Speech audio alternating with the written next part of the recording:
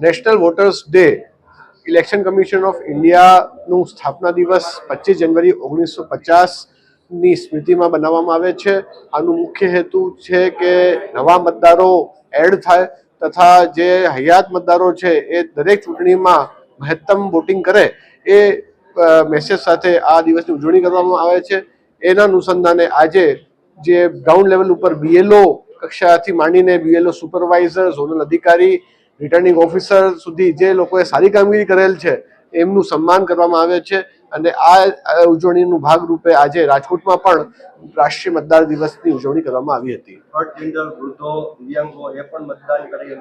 જી, એના માટે પણ અમે દિવ્યાંગો માટે દિવ્યાંગ એક આઇકોનિક આપણે મોડેલ તરીકે આજે બિરદાવવામાં આવ્યા છે. ત્યારબાદ જે ટ્રાન્સજેન્ડર લોકો છે એમના માટે પણ અમે વિશેષ કેમ્પ કરવામાં આવ્યા છે. એ રીતે સમાજના તમામ વર્ગ આ પ્રક્રિયા સાથે જોડાય એ હેતુથી આજનું દિવસની ઉજવણી કરવામાં આવી છે.